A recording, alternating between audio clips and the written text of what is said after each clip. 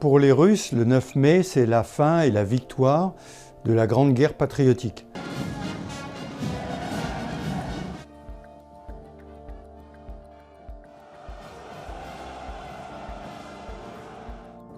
Donc le moment où les soviétiques se sont affrontés aux nazis, et retenez le terme, c'est important,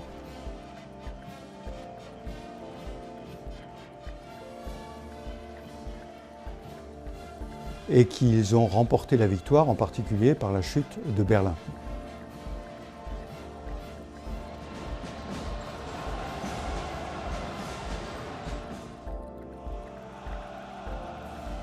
Donc dans l'imagerie russe, c'est une guerre qui a connu beaucoup de souffrances en Russie, beaucoup de sacrifices, et qui a été idéalisée dans, en particulier, la propagande russe d'aujourd'hui, pour marquer que c'est bien la Russie qui a remporté la victoire sur l'Allemagne nazie et non pas les Alliés. 9 мая для нас это больше, чем праздник. Это часть истории, причем истории не только государства, но и каждой семьи. Alors traditionnellement, il y a un grand défilé sur la place rouge avec un discours, avec beaucoup de soldats qui poussent des hurrahs pour saluer la victoire.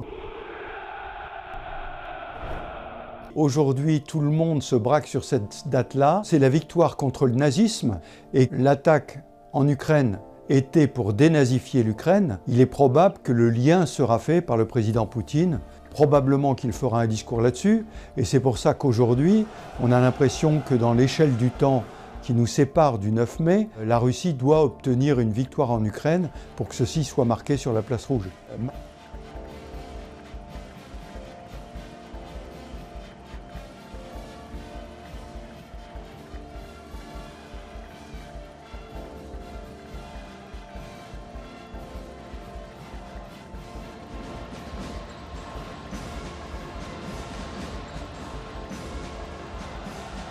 Mariupol sera probablement tombé. Tout ou partie du Donbass et de Luhansk sera saisi par les Russes. Si c'est le cas, on pourra crier victoire en disant nous avons libéré le Donbass et Luhansk, nous avons ramené vers la terre russe ceux qui souhaitaient rejoindre la terre russe et nous avons réussi à dénazifier, en particulier en supprimant les extrémistes du bataillon Azov qui étaient présents en particulier à Mariupol.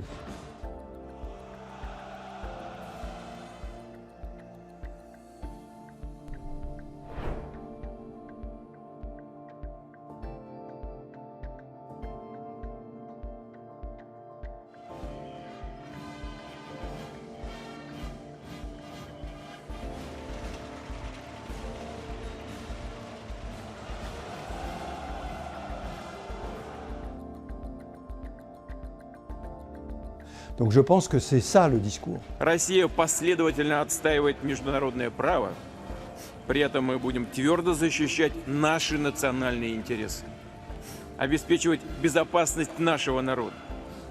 Надежные гарантии тому доблестные вооруженные силы России, наследники солдат Победы. Ensuite, comme je le dis, cela dépend de la victoire obtenue par les Russes. Alors Mariupol, je pense qu'il n'y aura aucun doute. En revanche, la conquête du Donbass, c'est quelque chose de moins sûr. On n'est pas sûr que les Russes auront fini. Mais le président Poutine pourra dire qu'il a libéré tout ou partie. Il va changer son discours en fonction du niveau de victoire atteint dans le Donbass. Il ne peut pas tenir un discours de défaite. Et probablement, ça sera un discours de victoire et d'ouverture, en disant maintenant, on va négocier. Et si les Ukrainiens venaient à refuser de négocier, ce qui n'est pas impossible, ils pourraient les accuser d'être des va-t-en-guerre et des gens qui ne savent pas s'arrêter et de dire que c'est eux qui veulent la guerre et non pas la Russie. Il a changé la stratégie. Maintenant, il a la concentration des efforts sur le Donbass, donc l'essentiel des moyens sont concentrés sur le Donbass. Il a confié le commandement à un général qui avait été très efficace par les tapis de bombes qu'il mettait en place en Syrie.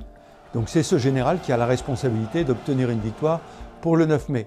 Donc plus la date approche, plus on peut s'attendre à des offensives très violentes. Exactement, des offensives très violentes de la part des Russes pour essayer de donner cette victoire pour le 9 mai.